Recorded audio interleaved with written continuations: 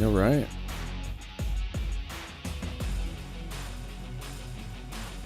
Just getting everything warmed up here, making sure you guys can hear me. All right, let's get started here. Got my coffee, got my RSS feed. Let's see what's happening in the world in relation to tech, right? Okay. Don't mind me. I'm gonna pay attention to things a little bit. I had a couple of little glitches in our last live stream, so some scenes not working. We are using the beta version of Ecamm, and last time a couple of things were tweaking out a little bit. We did get some background lights mounted to the ceiling. We were doing behind the scenes and unboxing them, I think yesterday or day before yesterday. Yeah, it worked out pretty well. Doing good. All right. With that being said, let's jump into our RSS reader and see what's going on here.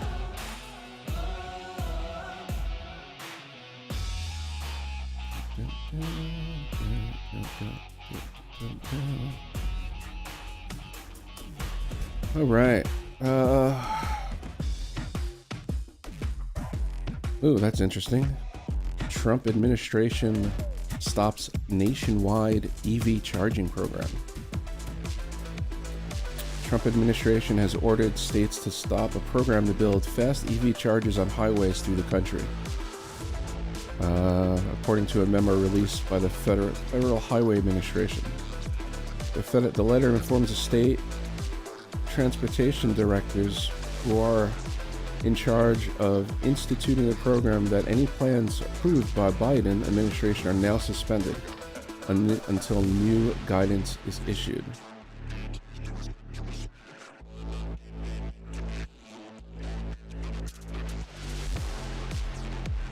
So, according to this tweet here, I guess the infrastructure law authorized $5 billion over 5 years for NEVI, a program that funds states to build fast EV charging stations.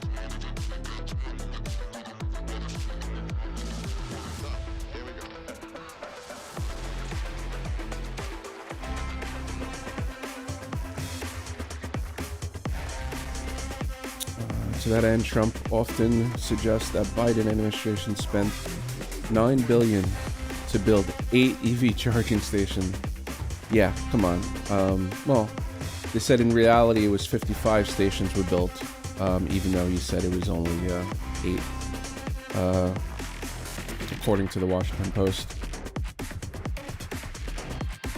Just over $2 billion have been allocated to states, and much of it hasn't been spent yet. We need EV charging stations, right?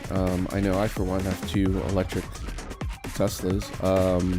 I charge at home mostly. I really don't charge on the go that much unless I'm taking further trips. unless I'm going away for the weekend, really. Yeah, but it's a thing. What else is going on here?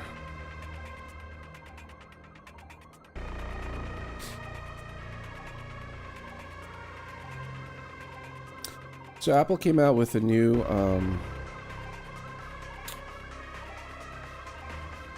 app called Invites, which basically is like a party invitation for people, kind of like that other app, Evite.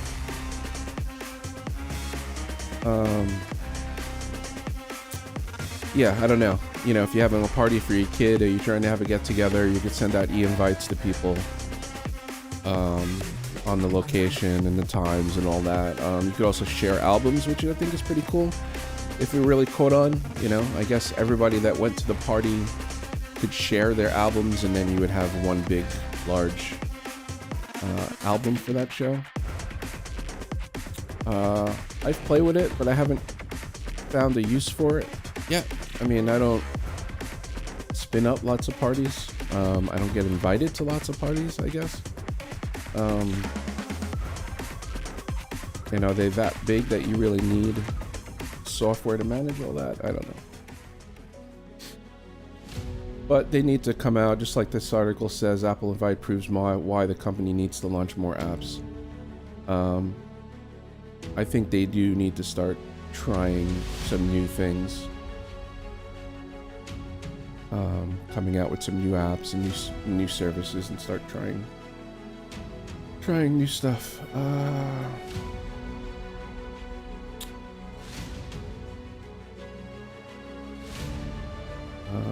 The UK government told Apple to create a backdoor for encrypted iCloud backups.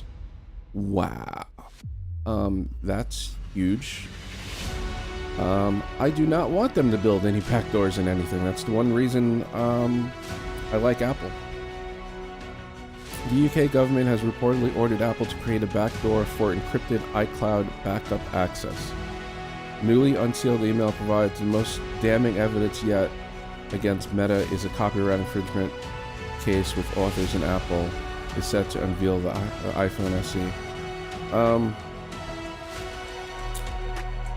Yeah, I don't know. I have to look into this more.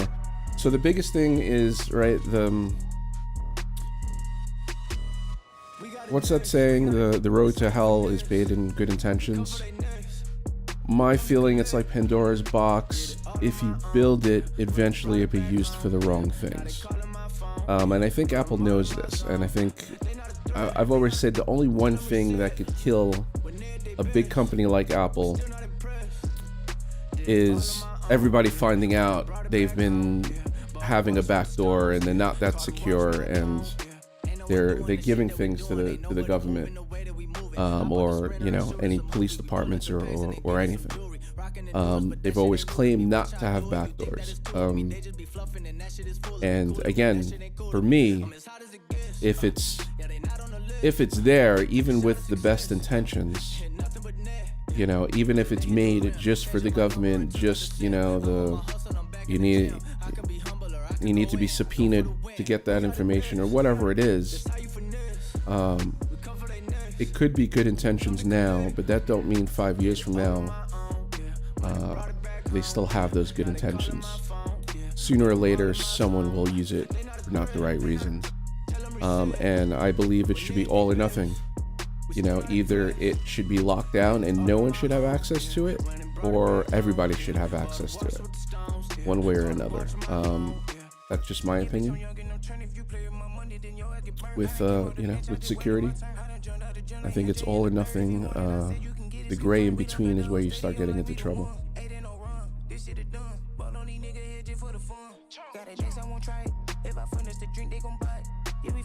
Which fitness gadgets are worth it? I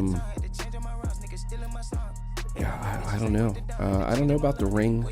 I'm not really a ring person. I don't really wear any. I do have an Apple Watch. I used to use it for fitness. I'm not using it so much for much other than notifications on my wrist. I figure, well, you know, I've had it for so long. I think the novelty of all that, you know, after a year, 2 years, it kind of just wears off. And I don't know if I could go back to a regular watch. Again, I feel like it's just notifications on my wrist. And I like it. And I think I like it more for women and stuff, you know, that are traveling on buses and trains. You know, my sister, my mom, they're not having to go into their pocketbook and pull out their iPhone. They could just look at the watch and see what that text or email or phone call was before grabbing that.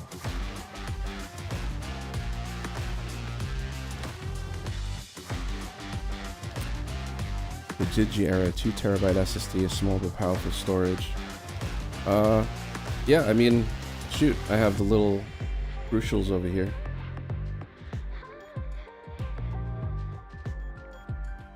I have the little crucials over here that I used to just throw on the back of my iPhone. It's a little magnetic.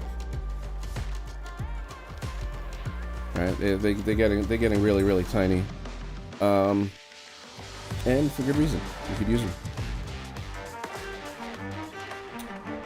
What else? The Kindle Color Soft is back on sale. Okay. I do have a Kindle. I thought I would use it a lot more. Again, I think it was one of those novelty things. It's another thing to carry around. I think I used it at home more than I used it on the road. I think on the road, I just threw on an audiobook, to be honest. I mean, I don't know. I might not be the person. There's just, you know, not enough hours in the day. And I already carry way too much to add another thing. I mean, I wish, you know, the iPads or something would have, you know, like the next level Kindle screen or something that the sun doesn't mess with it. Because I already have that. I'd much rather read it from there. And all honestly, PDFs from jobs and everything I'll use on there. And then I'll annotate on it as well.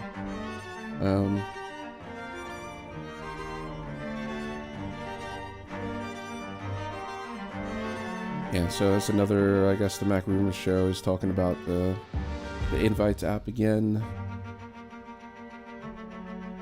iPhone 17 release date and price. I don't like talking about rumors, and I don't think this is really official yet. So, wow, look at some of these renders. There's fake renders, triple cameras in a row. I would like them to do something like that. Let's see if we come to a bigger... Some people might look at that photo and think, wow, that looks stupid. I kind of like it, and I'll tell you why. So, with the spatial videos that Apple is doing with the Vision Pro, and I like the Vision Pro, and most of you guys probably know that already. I use it on a daily basis. With the cameras spread out that way, if you took the first camera and the third camera and used them to make your spatial video, it would come out a lot better than what the current iPhone Pros have with the cameras in a triangle, because those cameras are so close together. You're not getting that much of a spatial, right? You're not getting that much of a spatial because the cameras are so close. And if you're gonna spread them apart more, you're gonna get more of that spatial. Or as you could tell, I'm trying not to use that 3D terminology, because I think there is a difference between spatial and 3D to a point. But that being said, even if we call this 3D, the further the lenses are, the better 3D it would be. So, I would not be opposed if Apple came out with something like that, and I think it would probably be a step up. Not saying I like the look, but I'm saying it would probably be a little more practical.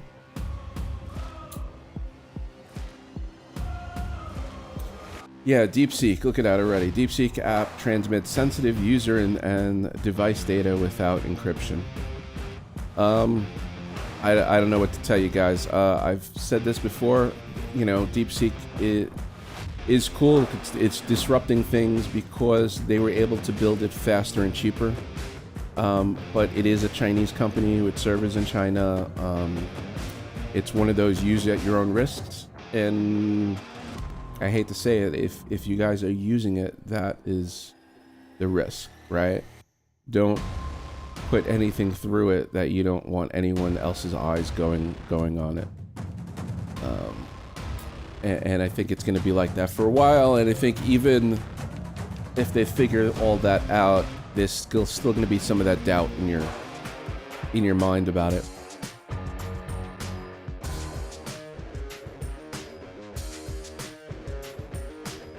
Oh, Marcus Brown, that's funny. I like his title, copy and paste from real life. He's taking a picture and, you know, we know we could now copy and paste from an image, right? So it does make it easy to copy and paste from real life. Yeah, I like that tagline or that title.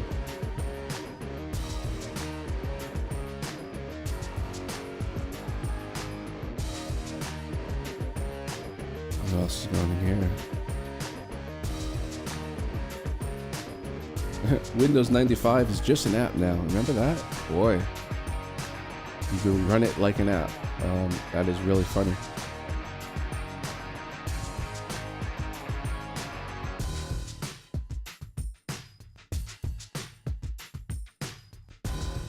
Yeah, let me know what you guys think of the music. So I've been using this service called Artlist. And I've been trying to curate it. I just don't have much time to really go through. So I've been taking their own curated lists and playing it back and just basically taking out songs I don't like. And that's kind of what we're left with. And sometimes I'll be listening to and like, oh, okay, I don't like that song that much, and I'll make a note of it and then pull it out of the rotation.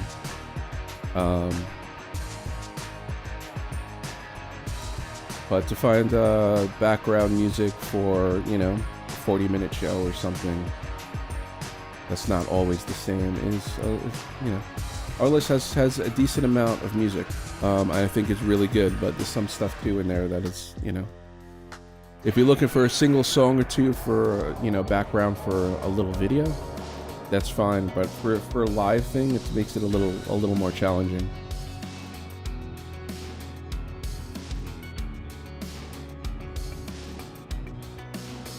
I don't even think I have.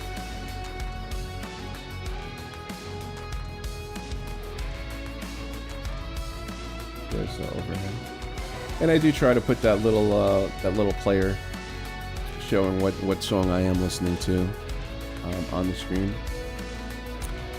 All right, let's keep going here. Yeah, Super Bowl's coming, right? Is it next weekend? Who are you guys rooting for? How are you guys watching it? You guys streaming it on a certain platform? You going to a Super Bowl party? Let me know in the comments.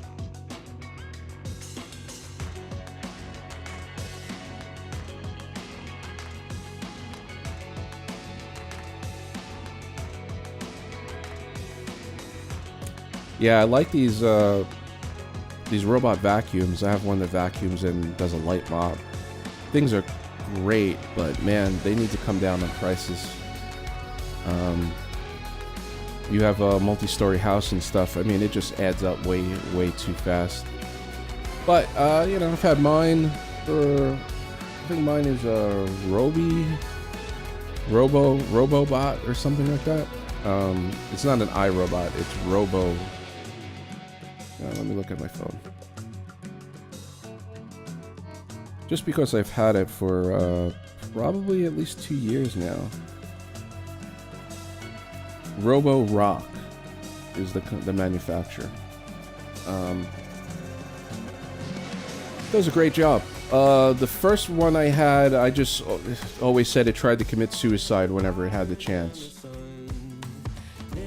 it would, if the door was open, it would try to fly right out the door, right? Off the steps. None of that. The new ones and everything with, you know, with the sensors, they knew better. But, you know, paying $600 for a robot to sweep the floor it's a tough price. And again, if you have a 2-story, 3-story house, putting one on every floor, it adds up quickly.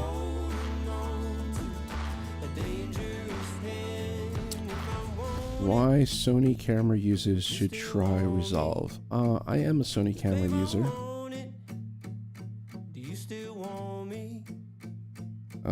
Why should I use it?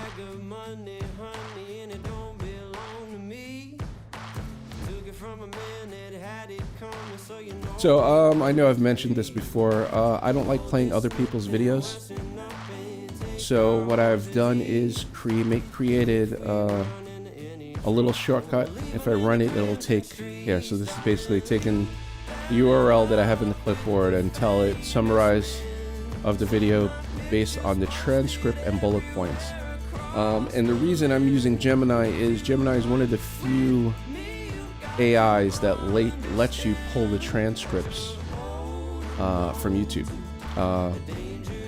You know, ChatGPT can't. I mean, there's services that can, but they use an extra API, and you could as well, but you need to pay for an API. There's no way around that. So this is the easiest way of doing this. This video shows how to use a panel to store, share, and collaborate on projects. Shows use the panel to download proxies. Okay. Render projects. iCloud. Use C Media Cloud workflow. I've never used, well, C Media is a type of card, right?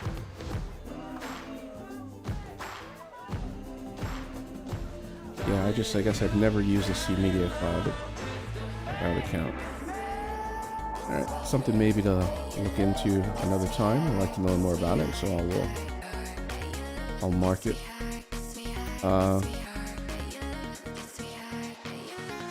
Yeah, I've went to DaVinci quite a few years ago and used Final Cut before that. DaVinci's been the gold standard, of course, for color correction for, you know, forever, really. So once they started doing audio and editing and everything in there more, so it was kind of a no-brainer. What else? Okay, some of you guys might hate me. My Apple Vision Pro community that I talk with a lot loves this Severance show. I'm sorry, guys. I tried, you know, let's go back. I tried here. I've tried to watch the show 2 or 3 times already. I restart from the beginning each time because I'm forgetting what everything's about. I make it about 3 or 4 episodes in. My friends are telling me I really need to hold out longer. I can't get into it. And I don't understand what the hype is about, because everyone that watches it loves it. It's on top of their list. It's #1 in the charts, all that stuff. But for some reason, I can't get into it. There's lots of other Apple shows, Apple TV Plus shows that I love, and that's great. But the Severance, I just really can't get into it. Did you know an iPhone can measure a person's height? Here's how. No, I did not know that. Let's take a look. Who's this from? This is from Joe Ross Signal from Mac Rumors. That's great. Let's see. Open the Measure app on a Kabbalah iPhone C list. Make sure the person is visible. Wait a moment. A line should appear. Okay. Yeah, so let's take a screenshot of it too. You know. That's cool. I didn't know. Did not know that.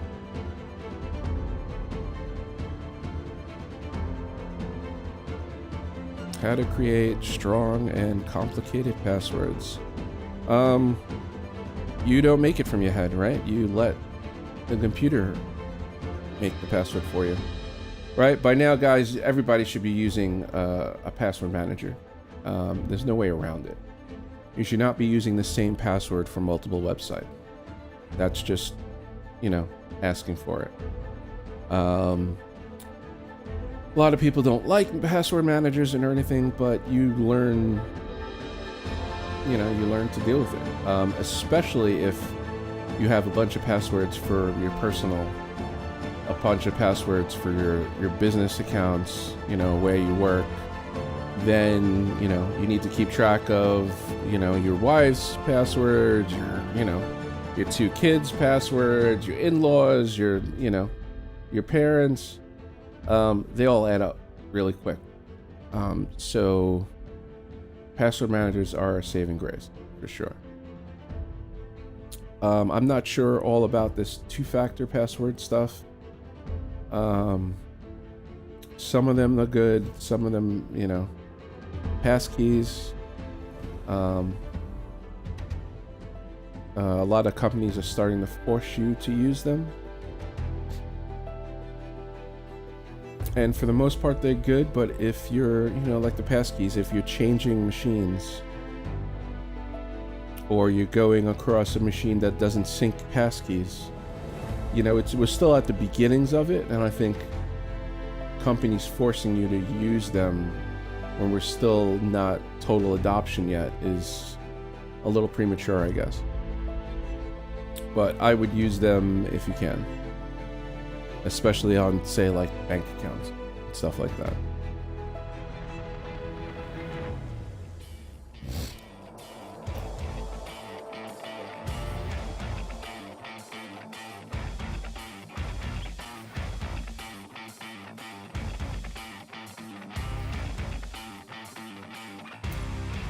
DJI Matt Rice 4T review.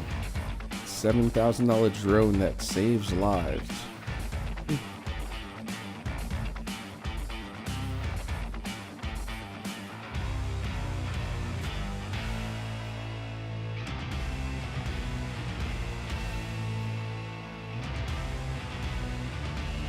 ChatGPT operator can research anything. I must say, I have someone in our Apple community, Apple Vision Pro community, that's a software engineer, this guy Mike, and he's paying that $200 for the ChatGPT version, and he was showing some of the stuff that the research could do. I mean, I am colorfully impressed. I think it's definitely worth it if you could fit it into your job and workflow. And if you're making money using it and saving time using it, then it's worth it. $200 subscription a month is a hard nut to swallow. I can't bring myself to do it, so.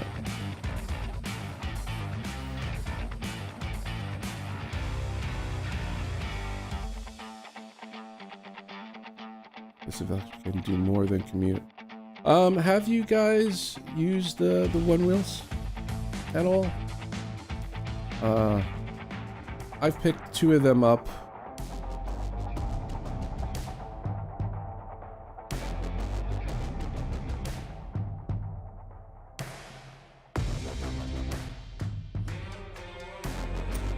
I picked 2 of them up almost 2 years ago for me and my boys. They're fun. They take a little bit to get used to at first. There is a small learning curve. A lot of people think it's like skateboarding. And a lot of people think if they skateboarded for years and years, they could jump on it without a problem. I still feel like there's a little learning curve. It might feel more like snowboarding than skateboarding. But anyhow, it's been a fun experience the past year or two with the kids with it. They are expensive. Like we have the GTS. I mean, it's almost like almost $3,000, and then you get pads and stuff, and you know, it's an expensive thing. We do rent hours.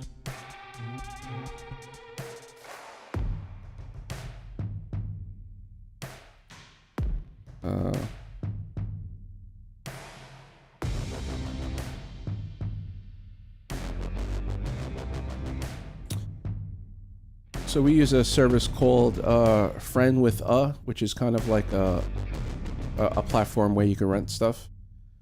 So they are kind of expensive, so we figured renting them here locally would help offset some of the cost on them. We do have a subdomain that points right to the page called OneWheelRent.me, and it brings us to our Friends with page. But anyway, yeah, we have the GTS. We rent for $100 a day, and then we have the Pint, which is $50 a day. Yeah, around. Yeah, I'll show you that real quick.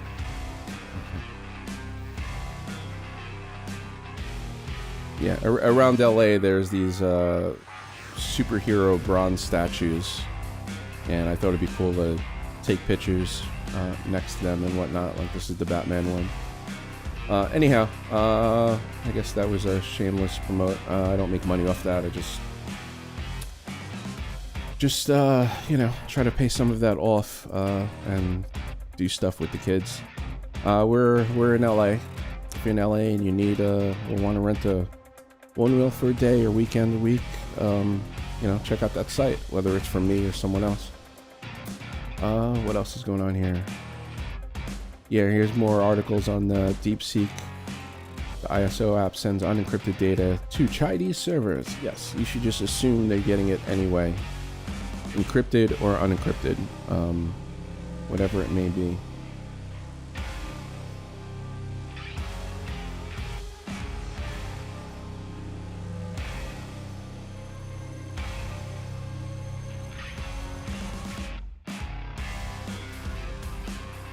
Super zoom Nikon camera, huh?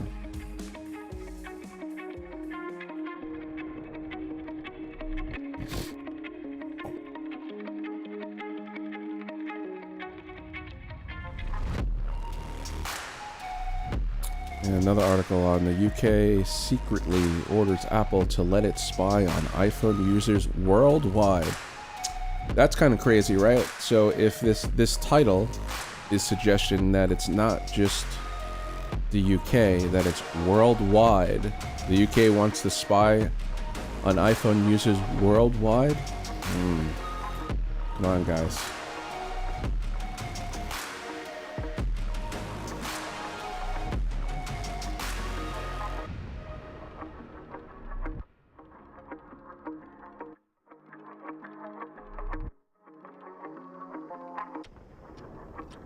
Why CMYK format is better for scenic and natural photos. Yeah, for sure. For those that don't know, that is the color format for cameras.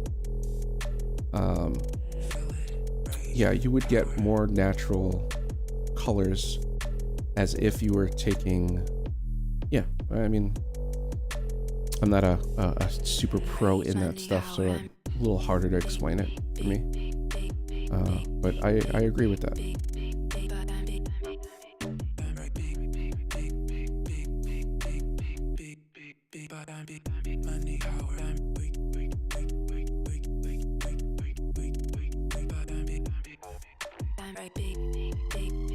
More about the UK, or you know.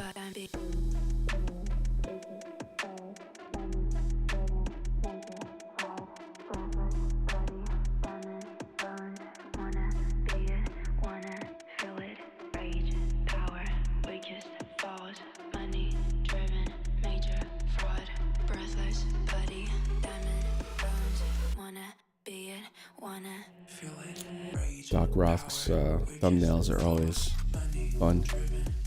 He always does this bobblehead kind of look. You definitely know it's him.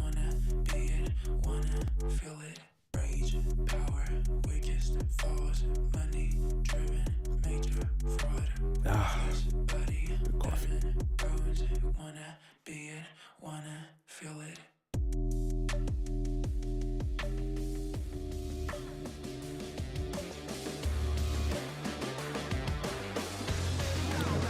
Timecodes is done. The new ones are in here.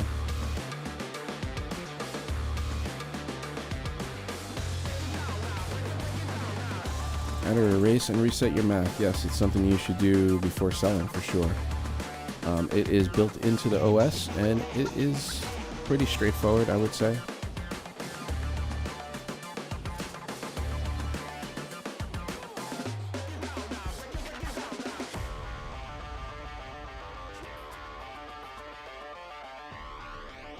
Yeah, I don't know. Let's see what else is in our saved stuff.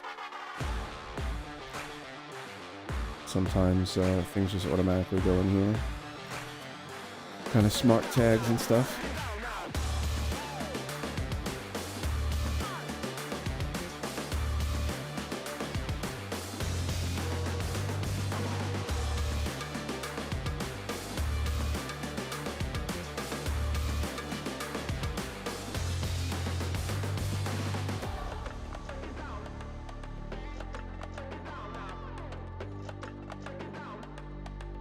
Yeah, the M4 Max, you can now get parts from them if you're gonna do repair on your own.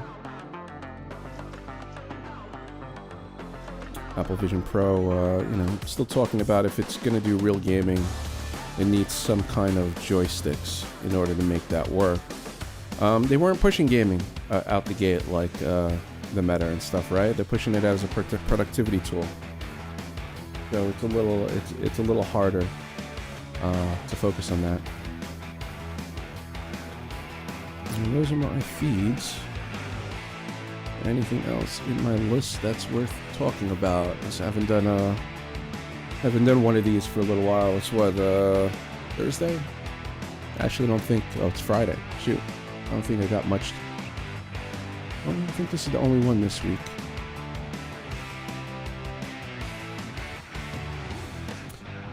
I was glancing at this Open Deep Research. It is an AI platform that they're trying to compare to ChatGPT's research. An AI-powered research assistant that performs iterative, deep research on any topic by combining search engines, web scraping, and large models. The goal of this repo is to provide the simplest implementation of a deep research agent, an agent that can refine its research direction over time and deep dive into a topic. Goal is to keep the repo size under 500 LOC, so we can easily understand and build on top of it. This is something I may want to try, which is why I bookmarked it. I might go ahead and install that on one of my machines over here. If you guys are interested in seeing that, let me know in the comments down below. And, you want to see the install or just hear an update on how it works. I think it may be interesting. What else? I did some research and spun up RustDesk, which is kind of like a TeamViewer alternative. It went pretty well. So I'm hosting my own server here, which is basically like a relay rather than use theirs. So, you're not trusting or using anyone else's. It's all open source. It works exactly like TeamViewer, but I think there was an update. I've tried this out like a year ago and it didn't work so well. Meaning it worked, but what's the word I'm looking for? The performance wasn't there. It was a little lacking. Now, you can remote to another machine, and edit more smoothly. You could watch a video that's playing on another machine and it's more smoothly. I think it's pretty equal to what you get out of TeamViewer. It's free. They do have like a pro version that you could pay for, but I don't think you really need that. They have like one-time password things in there too, so if you're doing your own machine somewhere, you could set it to a one-time password and, you know, be able to get into it at any time. Yeah, it's something to check out. Again, if you want to see, you know, a quick demo on that, let me know, and I'll show you guys. It's cross-platform, Mac, Windows, Linux. You can even do headless Linux now. It's pretty good. Let's see. This is the light kit that I got. Two of these tube lights that are behind me right now. Working out pretty good. It did take me a while. I did stumble through trying to figure out how to work the remote for this thing. Of course, you can use Bluetooth. Bluetooth worked right out of the bat, but figuring out how to use the remote with it, at least for me, it wasn't a 1, 2, 3 thing. What else do I see in here? Tapestry came out with an app. Tapestry are the guys that made that other the Twitter app that everybody was using, including myself, and I just can't remember the name right now. Tweetbot. There you go. They've come out with this new app called Tapestry, which basically combines all these social networks. You know, Mastodon, Blue Sky, YouTube, and you can pull RSS feeds into it also. It seems pretty... again, all the stuff this company makes was really good, right? The Tweetbot. The only reason they went away is because Elon bought Twitter and killed the APIs and everybody, and forced them out of business. So this is their, I guess this is their comeback. And I'll mention, you don't see Twitter on their list, right? Or X. But yeah, do you guys use Mastodon? Do you guys use Blue Sky? I have accounts over there, but I don't really push to them that often. Mastodon was very segmented from everything, but I think that was the whole purpose. So I think if you had your own community, your own business, it worked well for that. But trying to reach a lot of people, now they have their, you know, their one main focus, which defeats the whole the whole point on what Mastodon's trying to do. Blue Sky, on the other hand, I feel like, you know, they let people in phases, and I feel like a lot of the people that were let in at the beginning were really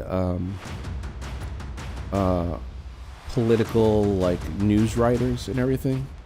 So you had a lot of I don't want to call it real news, but real news. I myself, you know, don't do social media for real news. For me, I like my RSS feeds. I follow specific people for specific reasons and value their input on that subject. So my own curated list, I like. And with this, you could put your own RSS feeds. I wish, you know, I guess, I don't know. I haven't dived into it that much. Like, I use that InnoReader, right? So I could probably take all my feeds that go into there, turn that into one feed, and then put that one RSS feed into this, and then get all my feeds in there. But they would probably just blow it up way too much. But, you know, it is possible, I guess. But for me, like, marking stuff that I like with InnoReader, and, you know, let's jump back there. So InnoReader, you could make all different categories for your RSS feeds. Again, you see how I save stuff. I just hit a little, you know, a little read later button. These blue tags are you could tag things. Like over here, there's tags. I have more tags than what you see here. These are just what's pinned. But there, if you're paying for it, there's an AI element to this too that will, like for me at least, I have it set to tag certain things. Like articles with Apple Vision Pro, it will tag it and the tag will go in there. Or, you know, whatever specific thing you're looking for. It's a good way to keep up on, and again, this is only pulling from your curated RSS feeds, right? So it's not some random people. So even though I have Apple Vision Pro in there, I'm not going to be flooded by millions of articles from the Apple Vision Pro. Let's see, I'm just trying to look in my other relater here thing. So a good friend of mine, again from my Vision Pro community, pointed this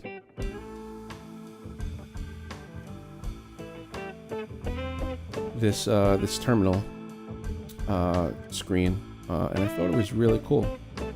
I went ahead and ordered it. I'm still waiting on getting it in the mail. But you could control it, put whatever widgets and stuff you want on it. It's kind of like one of those Kindle screens, so they last really long. And they pull, and supposedly it has a pretty big widget back end, but it's totally open source too. So rather than hacking my Kindles to make we're live screen and putting it on the door so the house knows that we're live, I could use something like this. And I thought that was pretty cool. Thank you, Cade.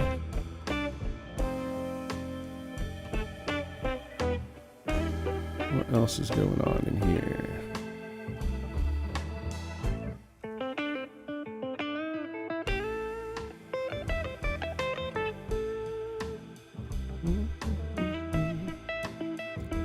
This is kind of crazy. So the Pebble Watch is making a comeback. That is so funny. We used to get watches from them. Let me take a look. So let's go to Life with Tech. As you know, this is our website. I mean, we were blogging, making YouTube videos for, I don't know, almost 20 years now. Honestly, I slack off with the Life with Tech site. I've been trying to push YouTube a little more. Usually I would make a YouTube video and make a post about it too, and put it in both places at the same time. But anyway, that's neither here nor there. Let's do a search here.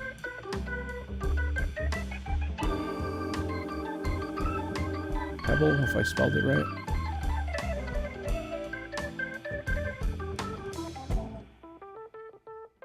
B-E-B-B. Oh, man. Oh, maybe it's not.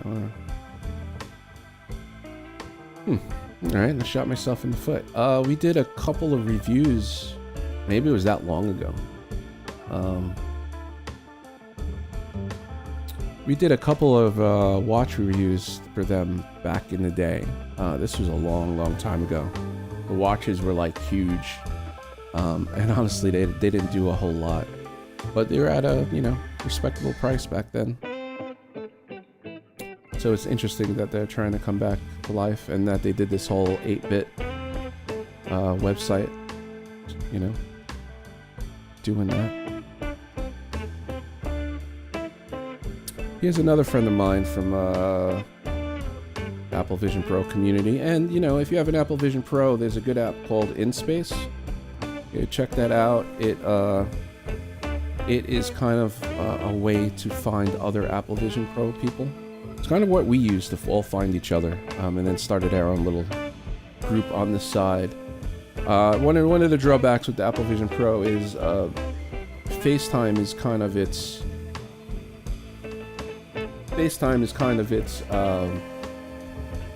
one good app, but the problem is you need other people with the Vision Pro to FaceTime with, and that is the problem.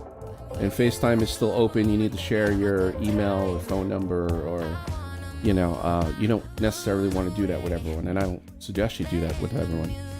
But we use this this app called InSpace, where it doesn't really use FaceTime, but you're in its own environment. You're in a room. You have your own little room, and in that room, you could sit down, or in a bunch of seats and talk with other people with their avatars right there, even though they're 2D inside the app as of now, until Apple opens things up.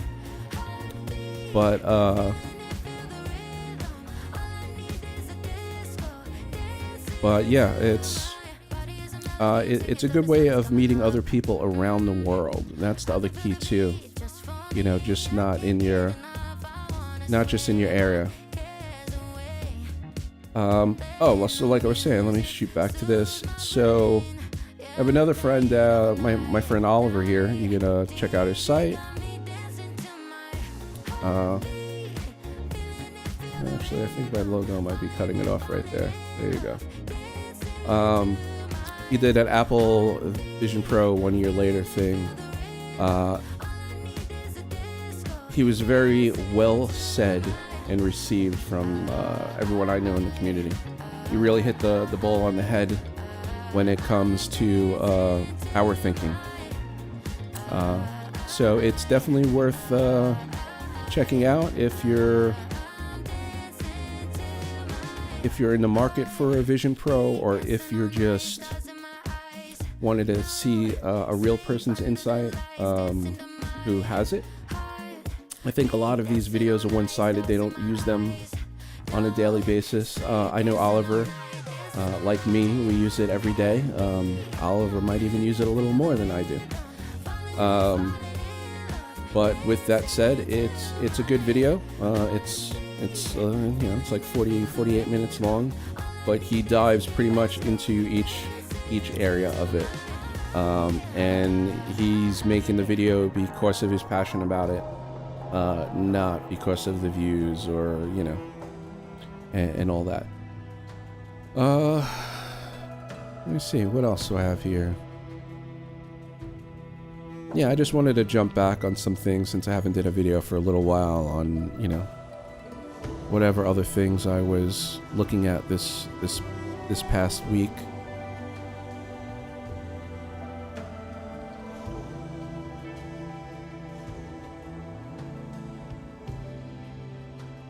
But yeah, guys, I guess we're starting to get a little long here as well. So yeah, thank you for joining me once again. Another morning, another coffee, and more tech news. All right, till next time, guys. Take care.